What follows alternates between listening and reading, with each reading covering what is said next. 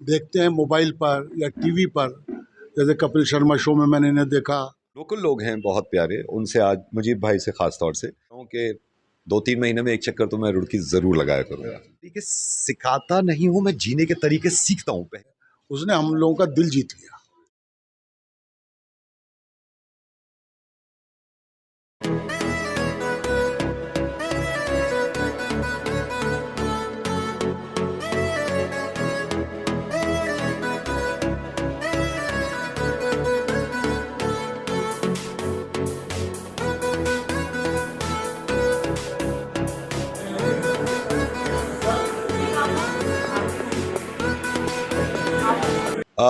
इस बात का बहुत अफसोस है मुझे कि मैं बहुत कम आया हूँ रुड़की। सबसे पहले तो ये कहना चाहता हूँ, मैं बहुत साल पहले आया था। IIT रुड़की ने मुझे इनवाइट किया था एज अ चीफ गेस्ट।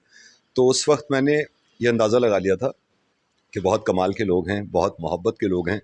हालांकि उस वक्त मैं स्टूडेंट से मिला था, लेकिन जो लोकल लोग हैं बहुत प्यारे, उनसे आज मुजीब भाई से ख़ास तौर से, और मैं मतलब खुशकिस्मती समझता हूँ कि मुजीब भाई ने इस लायक समझा कि रुड़की में बुलाएं। बहुत अच्छा लग रहा है और ये प्रॉमिस कर रहा हूँ कि 2-3 महीने में एक चक्कर तो मैं रुड़की ज़रूर लगाया करूँगा। So I am so happy. Little सा पोल, जिस तरह से आपकी आवाज़ सुनने के लिए बेकार रहती है, देश की जनता छोटा सा पोल मुजीब सर के लिए कैसे करेंगे? अब देखिए, मुजीब भाई को मैं लोगों के साथ प्रैंक करता हूँ, मुर्गा बनाता हूँ, लेकिन कुछ लोगों के लिए हिम्मत नहीं होती, तो मुजीब भाई के सामने तो मैं मुर्गा बन जाता हूँ। मैं, और वो लिटरली मुर्गा जो होता है ना, यहाँ टांग से हाथ निकाल के और कान पकड़ के, तो मैंने ऐसे लोगों के साथ कभी कोशिश भी नहीं करी। लेकिन हाँ, ये है कि आप लोग कहेंगे तो हम कभी ना कभी तो कोशिश करेंगे कि मुजीब भाई को। जी,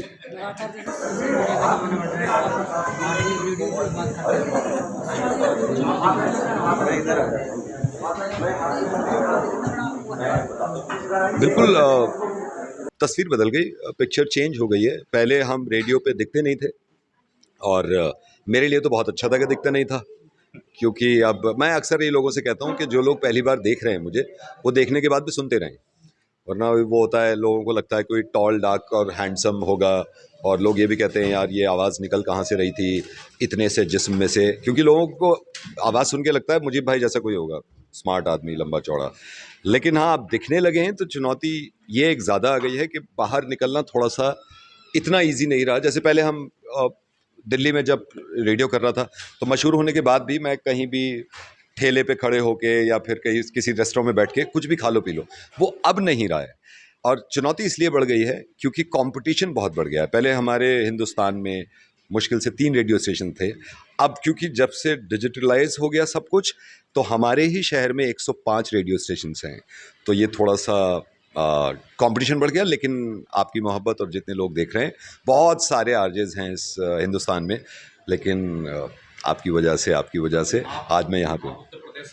जी, जीने के नए नए तरीके रोज आप लोगों को सिखाते हैं, जी। मैं जीने के तरीके सिखाता नहीं हूँ, मैं जीने के तरीके सीखता हूँ। पहली बात तो ये, मैंने रेडियो का कोई कोर्स नहीं किया आज तक। मैंने मास कम्युनिकेशन नहीं किया, मैंने कोई जर्नलिज्म नहीं किया। मैंने बैचलर ऑफ बिजनेस स्टडीज़ किया था जामिया से, तो उसका कुछ लेना देना नहीं है। मैं लोगों से सीखा हूँ रेडियो, आप जैसे से, आपसे। अभी मैं बताता हूँ, रुड़की जब मैं आ रहा था तो मुझे बहुत अजीब सा इत्तेफाक हुआ। एक लड़के ने मुझे फ़ोन किया था, मैं ऐसे ही बता देता हूँ आपको, जैसे मैं रेडियो पे, उसको रेडियो पे ले लिया मैंने, तो वो बोला नवेद सर मेरी गर्लफ्रेंड है पूजा, उसका मुर्गा बना दो आप। तो मैंने कहा नहीं भाई, नहीं बन सकता। कहने लगा सर देख लो बना दो, उसका बर्थडे है, क्योंकि पूजा से प्यार करता हूँ, पूजा से शादी करना चाहता हूँ। मैंने कहा नहीं हो सकता भाई। कहने लगा सर आपको आपकी माँ की कसम है। तो जब माँ की कसम दी, मैंने कहा यार ऐसी पूजा का नंबर, तो मैंने नंबर जैसे ही डायल किया तो वो बोला धीरे से, Naved sir don't hurt her, Pooja का दिल मत तोड़ना, क्योंकि पूजा से प्यार करता हूँ, पूजा मेरी ज़िंदगी है। फिर मैंने कहा चुप रहो यार, करने दो वरना वो समझ जाएगी। मैंने पूजा को नंबर मिलाया, इनकी गर्लफ्रेंड पूजा का नंबर बंद था। मैंने कहा वो स्विच ऑफ है। कहने लगा ओहो, एक गर्लफ्रेंड और है मधु, उसको मिला के देखो वो उठा लेगा। मैंने कहा तुम क्या करते हो? कह रहा सर रुड़की से हूँ। मैंने कहा इतना टैलेंट तो रुड़की में ही हो सकता है इतने यंग लोग।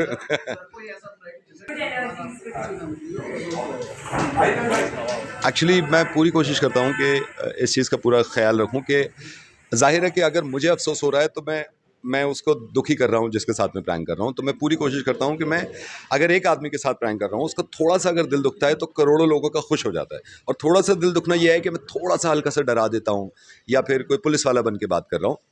लेकिन कोई प्रैंक ऐसे आज तक टच वुड ऐसा नहीं है जिसे करने के बाद मुझे अफसोस हुआ, बल्कि खुशी मिलती है। कोविड में मेरे जितने प्रैंक्स थे मैंने कोविड के दौरान किए थे, वो सारे ऐसे प्रैंक्स थे जिसमें हैप्पीनेस, जिसमें आप आगे बढ़िए, डरिए मत, ज़िंदगी और है। तो उसने मुझे सिखा दिया कि दिल तो कभी किसी का नहीं तोड़ना, और मुझे इसलिए कभी अफसोस। अटैक करते हो तो उससे गालियाँ पड़ती है, लेकिन आपकी हंसी नहीं जाती, आप हंसते रहते हैं। मैं जान के हंसता हूँ, क्योंकि अपनी आवाज़ हंसी की आती है तो मुझे गाली की नहीं आती। तो ये होता है ना, बचपन में हम किसी की बात नहीं सुननी होती तो ऐसे करते बोलता रहे जो बोलना है बोलना है। तो मैं जान के और हंसता था कि मुझे इसकी आवाज़ नहीं है, क्योंकि मैं भी इंसान हूँ, लगती है दिल को। तो मैंने कहा चलो मोहब्बत के चक्कर में गाली भी खा लेंगे, लेकिन हाँ, वो मोहब्बत ज़्यादा मिल रही है तो गाली नीचे हो जाती है, मोहब्बत बहुत ऊपर हो जाती है। डिजिटलाइजेशन हुआ और रेडियो में कितना बड़ा फर्क आप मानते हैं? बहुत बड़ा फ़र्क है, बहुत बड़ा फ़र्क है। लाइक डिजिटलाइजेशन होने के बाद जब से मैं सोशल मीडिया पे ज़्यादा एक्टिव हुआ हूँ, तो मुझे लगता है आपका प्यार ज़्यादा मिलने लगा। रेडियो पे बहुत से लोग नहीं जानते थे कि मैं कौन हूँ, बस आवाज़ से मोहब्बत करते थे। तो आवाज़ के साथ-साथ उसने शक्ल को मशहूर किया, और सारी चीज़ें हैं वो डिजिटल होने के बाद ही हुई। तो मैं तो शुक्र करता हूँ कि हम, और मैंने रेडियो जॉकी नहीं, हर आदमी को मतलब डिजिटल होने की तरफ सारे फ़ायदे ही हैं, चाहे वो पेमेंट हो, चाहे वो किसी चीज़ तरह की बुकिंग हो। सो आई एम सो हैप्पी कि हम इस तरफ बढ़ रहे हैं और आगे बढ़ते रहेंगे। आरजे नवेद इन टाउन, और उन्होंने मुझे बताया कि हमने पोस्टर्स भी ऐसे लगवाए।